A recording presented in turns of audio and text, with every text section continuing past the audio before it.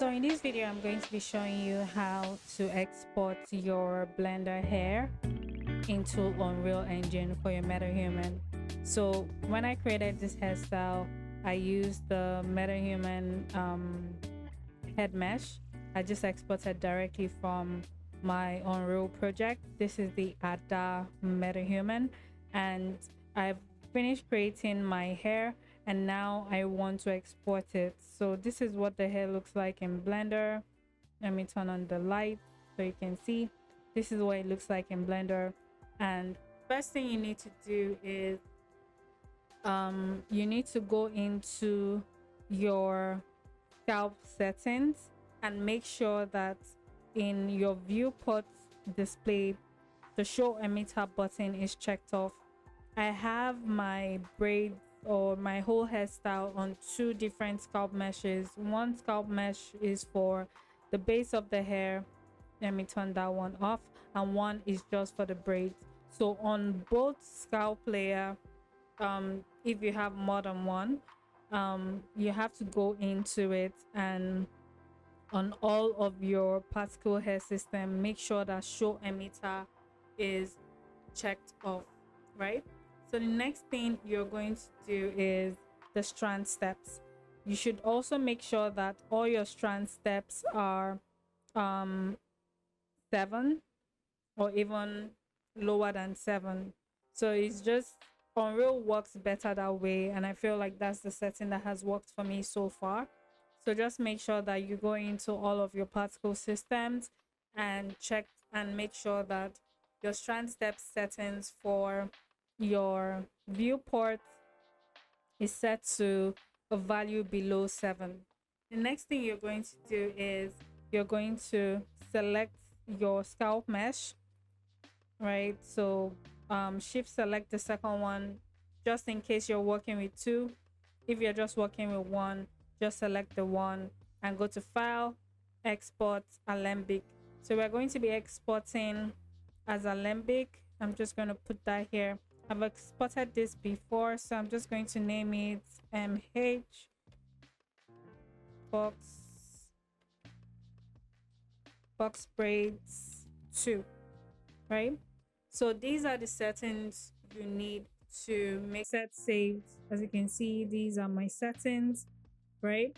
So all you just have to do once you have put in the right settings, you just click on export, and it's going to take a little bit of time to export. Has exported already.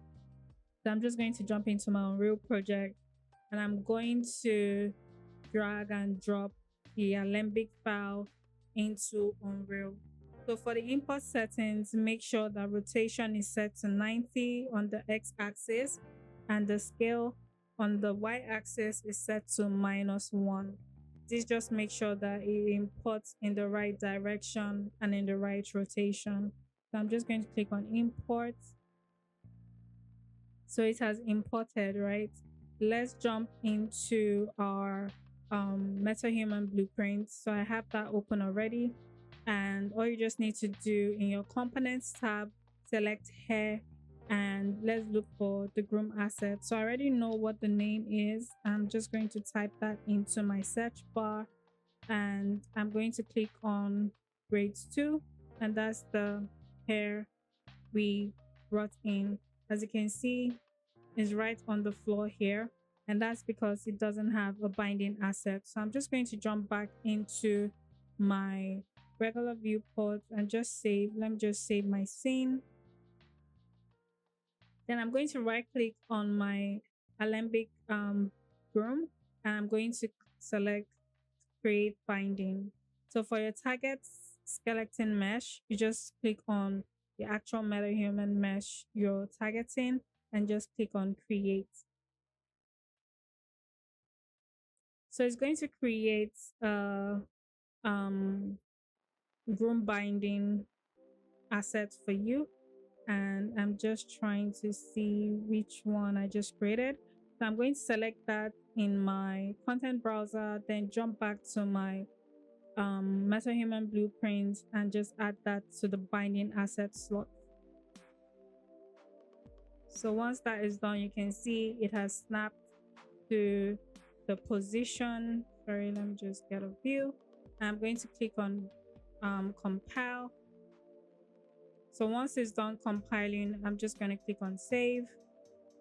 Then I jump back to my viewport, and voila, we have our groom asset inside of Unreal. I'm not sure why mine is snapping this way, but anyways, this is what it looks like. So you can go in and change the material. So you can see this is the material we have on. You can actually create your own material. So locate where the master material is, and you can create or add a material from there. So if I wanted to change the material to mi, that's material instance here 1, I can do that because I think I already made some changes to that material. So I'm just going to put that in. Let's see what that looks like. Not much of a difference, but you can see it's almost like a reddish brown. So if I jump into the material, let's see, you can always change the properties here and like change the effect. So if I wanted like an ombre effect, let's see if we can have a look at the changes happening. Let's see.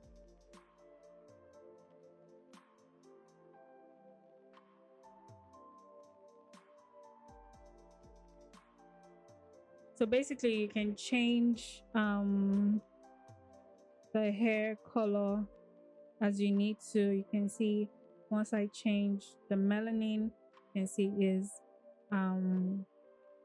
almost blonde. And let's reduce the redness, maybe turn it down, and let's also play with the highlights. You can also put in a highlight dye. So all of these things are basically, you know, what you want depending on the type of hairstyle you're going for. So if I wanted an ombre dye, let's see. Let's use a different color. So if I wanted like a blue hair, green hair, you know, the possibilities at this point are endless. So you can play with the material, but now that you have your groom inside of Unreal, you can also go into the groom itself and change up some settings and enable like the physics so that the braids literally move or like jiggle once like the metahuman is moving. You can also do that as well. I won't be going through that in this video, but I just wanted to show you how you can export out your blender hair from Blender to Unreal. So thank you so much for watching, and I'll see you in the next video. Bye.